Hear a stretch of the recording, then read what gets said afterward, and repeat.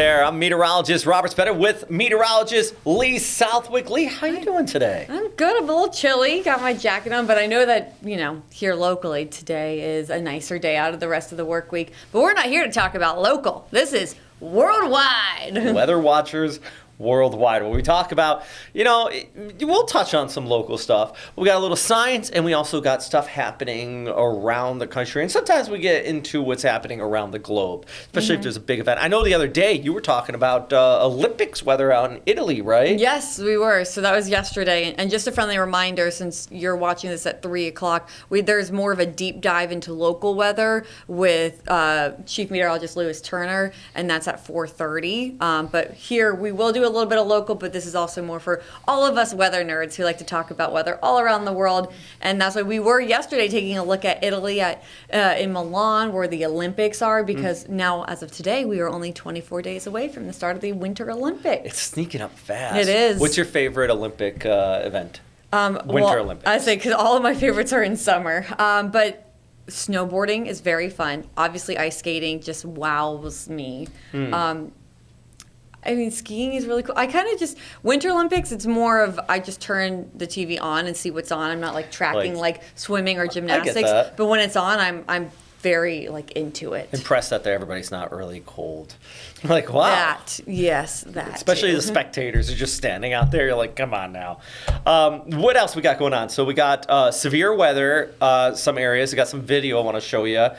We have the Artemis rollout coming up in Saturday. Yes, we're excited. And Lee and I are expected, as long as the dominoes fall where they're supposed to fall here, we should be out there for the launch in early February. February 6th is what they're going for right now. Let's do it. And then we got a cold blast in the southeast. And that's kind of the local weather we're going to talk about here. But we're generally talking about the entire southeastern U.S. So we'll talk a little science there with you as well. I do want to look at the broader picture, though, because as I mentioned, we had that severe weather across Texas, Mississippi, Louisiana here late last week. And eventually that front even worked its way over towards the east coast. And, this actually, Lee, brought some rather severe conditions for some of those areas out west. And when we get a chance, can we throw up the video we have of that severe thunderstorm or some of the damage there where I actually saw some roofs. Now, this is coming out of Laurel, Mississippi, where, look at this, Lee. Also, I just want to give a shout out. So apparently we're also live streaming right now on Facebook because we pre-record this for 3 p.m. So I do want to just give a shout out to everyone watching live right now on Facebook. Hi, everyone.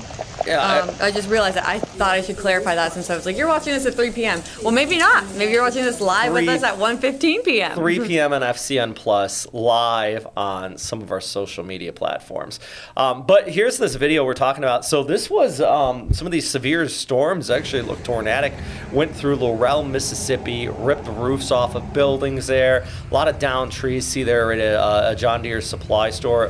Just my goodness. Thankfully here locally we haven't had any really bad storms like this recently, but boy, our friends out west, Lee, they've really been getting hit hard. Yeah, they have. That looks like a mess. So I have some friends who work, they're meteorologists in Alabama, and they were tracking that severe weather that came through too. And this was associated with the same system that moved through the first coast. If you're watching here locally, that was that little bit of rain we got Sunday morning. So it just shows how strong these systems can be and then how quickly they can also fall apart as they reach us. Speaking of the severe weather, though, and I did mention we didn't get a lot in this area. This has been kind of a constant over the last year. Did you hear about Florida got dethroned as the lightning capital? I did, and it's not 100% true. Not 100% true. All right. It's up to one company said that. Right. Yes. Yes. Many. I looked that up immediately. Many other companies said it's still Florida. It just depends on where they have their lightning detectors, their lightning rods, all of that stuff. So yes, one company saw it wasn't Florida anymore, but others still say it is. Your Florida pride. I literally, so when that first came out, and it was Brody Logan husband who walked up to me was like, can you please look into this? And I was like, the amount of school children I have told in my school talks that Florida is the capital. This cannot be real. And then I looked it up. So I actually reached out to that one company, and they got back to me and they said, yeah, our sensors show at this time, but there's no trend. And next year, it'll probably be back to Florida anyways. I think one of the big things is we just didn't have a lot of severe storms, and we didn't have any tropical systems. Yes. So that and we were drier for a long period of time. And also Oklahoma, which according to them was the highest concentration of lightning, got severe storm after severe storm this past year. And then Texas was also up there for one of their things too. So yeah, it makes sense, but we also do just have so many summertime afternoon thunderstorms. It's hard, you know. Or even with our drier season, they still had us ranked like 3rd, I think. So, so even with so what we're saying is don't walk outside in a thunderstorm still. We still have way too much lightning going on. That is not what you're going to take away from this live stream. It's like, well, we're not number 1 anymore, so we're fine. Goodness, I appreciate you listening to us. You know, we're talking about rain, and we're talking about some dry air. This is also some big news here this past week that I thought was really interesting. Check this out. So if you look at the drought monitor, Florida, Southeast. Still under drought. Still under drought. Who's not is California. I mean, I know they had to deal with flooding to get there, so not the best way to have to. But this is the first time in 25 years. Wow. 25 years where the entire state of California was not under some sort of drought. But yes, the big caveat is they had to get through some flooding. And also get some video to show you, because what they're also seeing right now, and think about a year ago when we had weather event outside of the fires, we had a lot of high winds in Southern California. Remember that? Yes. Can we throw up the video out of California? Here we go. So the winds are there right now, but thankfully, you see a lot of green trees, a lot of green shrubs. It's because they've gotten all that rain recently. So the fire risk not as significant? It's not as significant. Should you go outside and throw a cigarette butt on the ground? No, first of all. But second, I think is this out of California still? Yes. Okay, yeah, it still is. But that fire is getting spread around. This is also an issue, though, with those high winds, those box trucks getting tipped over, and always when they're empty, it gets a little rough, you know. When you were looking up this video and these winds out of California, and thank you for doing this, are these like Santa Ana winds? What are these just? What's different? What makes these more intense right now? What's happening? I think these are Santa Ana winds. Just based on, I know they have a high pressure area overhead, usually high pressure. In January, you get that cooled air that builds up over southern Nevada and then spills over the mountains. Because I know that they normally have Santa Ana starting around Christmas time and continuing through now. So I didn't know. I guess these are just, it's always when it may be these a little more intense, but not as worrisome because we've had so much rain in California. They're always going to be worrisome like that. That really stinks for that truck. But at least, like you said, you pointed out there's more green around. So they've at least, it's better for them, I suppose. And the lack of drought is at least, That's so good. 25 years. 25 years. Wow. Now we're going to start hearing later on today, tomorrow, day after, whatever. So what about the climate change? What about it? Why are they? You said that they were going to be in drought. Here's the deal. Actually, if anything, this is kind of unusual because they had that Pineapple Express. They had that pumping of moisture, and they had a lot of rainfall and severe flooding in some areas of California that don't typically see that. And when we talk about climate change, we often talk about extremes. It's not one thing or the other. It's lots of ups and downs. Like you said, it's change. There's change happening, and extreme amount of rainfall, flooding, but at least it's like a silver lining of all of that flooding right now. So that's a look at some of the main stories across the United States today as far as what's happened over the last few days. I do want to talk a little science here with you, and we're going to mention about the Artemis rollout, the Artemis 2 rollout coming up here on Saturday, I do believe. And we'll talk a little more science, a little more Artemis. Coming up here in just a few minutes, we got to pay the bills, so we're going to go to a break right now.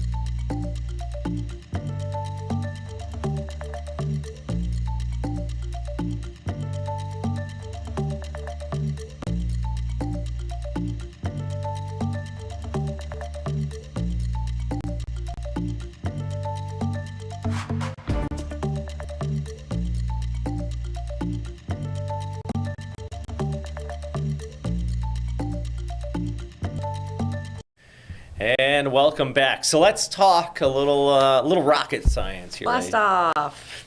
That's by the way, this is a recreation. If you go and watch the Artemis launch, that is not how it looked. You did a great job. I tried. I tried.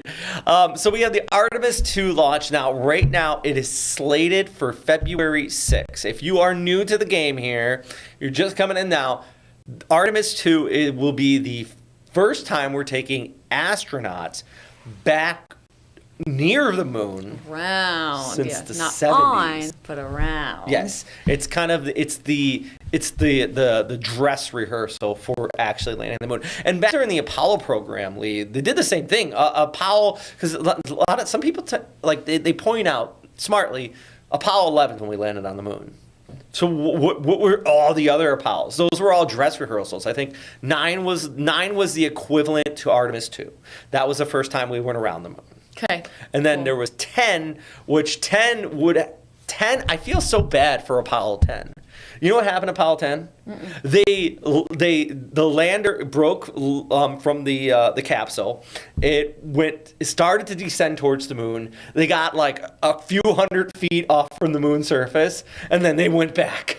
And then they went back. They did everything except physically land on the moon because they wanted to test no it. one remembers who those astronauts were. Yeah, exactly. But they were like right there. I feel so bad for them. And also, this is that like all of that is also one of those people that deny that we actually landed on the moon in the Apollo program. I'm like, okay, because they just think Apollo 11 was the only one that happened. Why would you fake that? Yeah.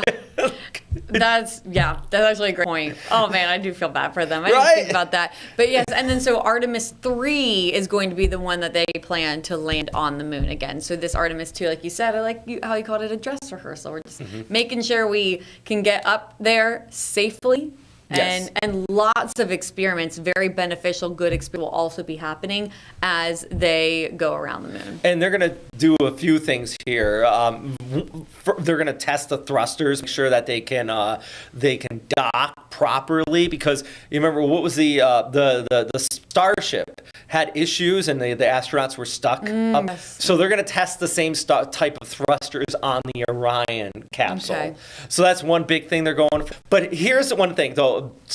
So January 17th, we're talking about the rollout. The rollout is a big because that's when they take it from the big structure out there, and then they roll it out to the actual launch site, 39A. It goes on board the crawler transporter. You know what's unique about the crawler transporter, Lee? It was in the beginning of this little animation What's here. unique about the crawler transfer? It's the thing that, of course, that carries the Artemis, and then Right, no, I know, I'm picturing it, but I don't know where you're going with this. Oh, Tell me. it's a little fun fact about it. Yeah, It is what the it? largest vehicle on Earth. Oh, that's so fun. Yeah, right? That's a fun fact. It's absolutely It does massive. have to be massive. Really. So do you think you'll be able to get up there and see it as it rolls out? What he's talking about is that Saturday I will hopefully be out there watching it roll out, and hopefully they let us get pretty close. You shouldn't be worried about getting run over by it because its max speed about 0.5 to 0.8 miles per hour. 0.5. I was gonna say max is maybe 2, but still too fast. 0.2. Like that's it right there. That's Look at that. the crawler transporter. But and then it goes out there, goes out to the site. They get it all set up, and they do what they call a couple wet runs, where they basically pump things and everything into the rockets, make sure like nothing's leaking, and then they drain it out, and they do stuff like that. There's a lot of preparation before they just kind of light this stick, and let it go up. And we laughed when we were saying it's leaking, but wasn't it Artemis 1 kept having that issue? It kept leaking. Literally. Or there'll be a little vibration and everything. Now, here's the hope. Is Artemis 1, they kind of worked out the kinks. Because filling up these massive rockets with not gasoline, they use hydrogen and oxygen, they clash them together, make explosions. it's not like going to your gas pump and just sticking it in. They have to like fill a little here, the right calculations and all that. Smarter people than me do all this. And hopefully they kind of work that out with Artemis 1, because Artemis 1 got delayed like a year. Yeah. Over and over. Was that the one that you and I went to go try to see? No, which one did you and I try to go see? I found for the Starship. Starship. And then it got delayed, and then they actually went up. I remember there was people on board. That one. Oh, that's right. That was the manned one that we were trying to see. That's right. Okay, never mind. But I did go down with my son and watch Artemis 1, which was just... And it was after it's huge, dark. Right? It's like the sun just came out. That's the best way I could describe it. The sun, and hopefully, and that was from 7 miles away. Lee and I, on February 6th, if all goes to plan, we're going to be a lot closer. We're going to be about as close as you possibly can be without like dying. Like. We'll bring our sunglasses. But for real, like the press is a lot. It gets, I think, within like 4 or 5 miles of it. So cool. And any closer to that is a little sketch because it is a very, very big rocket. Yeah. So February 6th, looking forward to that. Yeah, because we're of course gonna like live stream that. We're gonna be bringing you lots of content from that, so you of course can watch that live launch from only 4 or 5 miles away with us. And yeah, we'll keep you updated because. Unfortunately, these dates do seem to move around, but we're hopeful that February 6th is the day it will stay. I'm hoping. I am hoping for it. Okay, so let's talk a little weather here. Okay. You want to go commercial break real quick, pay the bills? All right, real quick. We'll go commercial. We'll come right back. All right.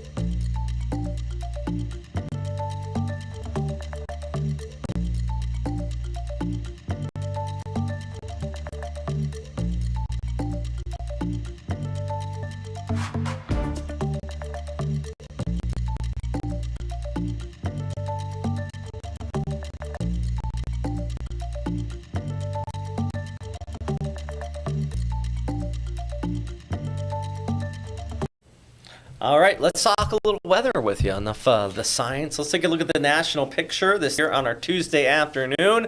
Lee, we're at least back into the 60s following that cool spell in the southeast yesterday. I love it, and I will soak it up today and only. It is about to get cold. I mean, we have 20s, not to give away the forecast. I'm just let's go ahead. 20s in the forecast here locally from the Jacksonville region.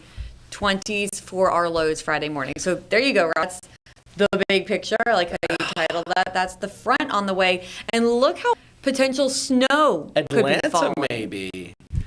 That's going to be a mess. Even if it's just Charlotte. sleet and like a mix, that's still going to be a mess. Atlanta to Charlotte. Those, like, think of the flights, because you got the Dallas hub, not the Dallas, you got the American Airlines hub in Charlotte and Dallas, and you have the Delta Atlanta. I think, and now it's not to get ahead of ourselves, and we're not talking about snow amounts, just even a little bit though, is especially like right here along the coastline, let's say Raleigh, parts of like all the way far. That's like Myrtle Beach, right? Almost right up there. Right and around there.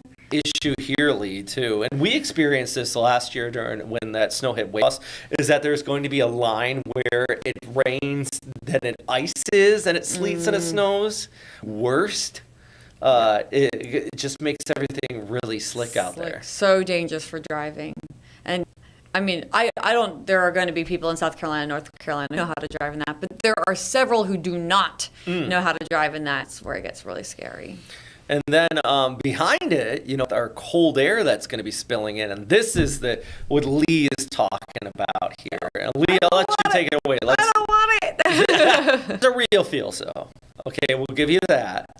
And I'm actually curious to see what this is. Okay, so real feels, some of the models were trying to have our real feels come in a little warmer than our actual air temperature because some models have kind of had the winds drop and getting a little funky, but this is good. So Friday morning, that cold air comes running in, and there you see the real feel temperature is 20, and that's what we're actually forecasting for our low right now. I think we'll be right around 26, 27 degrees. So that low temperature dropping down into the 20s, that's your actual air temperature.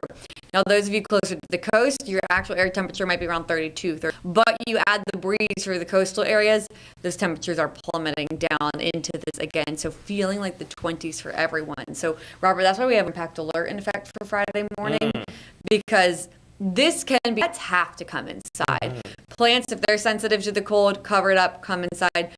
Get everyone to check on their people. We need to make sure we have ways to stay warm. We're practicing fire safety, space heater safety. And for some inland, I'd be a little worried about pipes as well. You know your pipes better than we do, but I actually said this yesterday on our, Robert, when you weren't here, my grandma lives in Fernandina, so it did not drop to 22 degrees last year, but it only got down to like, I think 29, 28, and her pipes burst. Oh my! Because her house is elevated and the pipes were exposed under the house, so I think kind of like a bridge. That air just blowing through there. So you know your pipes better than we do. I think if you're falling down into the 20s, it's something to consider. Goodness gracious. That's actually, on that note, we could talk about the freeze versus a hard freeze. Where, we get freeze, protect plants, pets, people. Temperatures typically around 32 or just below that. But you just seen right there, we have potential temperatures into the mid-20s. For at least 2 hours, that's really could be impacted, as well as plants, pets, people, of course. I do know cold weather shelters have already been needed to be opened later on this week in Jacksonville. Absolutely necessary. Yeah, I mean, you got to remember, we don't get this. I get people from up north. Anybody's watching it from a colder climate, you're going, It's like, nah, this area isn't used to it. And you see right there, even into the 20s for a little while, pipes will start to burst. People are outside exposed to this. It can get really serious. One thing I look forward to is at least a good freeze to kill off seeds in my flower bed, because last year we didn't have any, Lee, and then my flower bed just got overgrown. I wanted that one freeze to just get rid of it. I was kind of with the bugs. Like recently when we were in the 80s, this bug started coming out. I'm like, we need to scare them back. Yeah, come on. Get rid of them. Actually, and on the note of you were just freezing over, here you go. So in your context, you were saying that your grandmother's house is elevated kind of like a bridge here. And so with the pipes under, it's like the underside of a bridge technically, and cold air. It's just rapidly losing its heat, and it can burst. We all know that in Jacksonville very well. When we talked about across Southeast Georgia, those bridges froze in downtown Jacksonville, even though it wasn't quite there yet. The bridges got to 32. So the rain just on the bridge, and we had some messy situations. Well, thankfully it's Friday. When it gets that cold, it won't be rain. So probably don't have to worry about that, but it will be very challenged back up by Saturday. And something to remember too, some of us this neighborhood, I see the automatic sprinklers go on at night, and you probably don't want your sprinkler, or maybe you do. Maybe if you have kids and have like the Florida snow, as they call it, the icicles on the plant. But yeah, 20s and then 50s in the afternoon, so it's just a cold day. All right. Well, thank you very much, Lee, for my first time back on here with Westerns Worldwide since before the holidays. Excited to be back. Excited to talk with you all about some signs, some weather. If you ever have any ideas of something that we should be talking about, shoot us a message. We always got some good video or anything like that. But yeah, thanks for stopping by.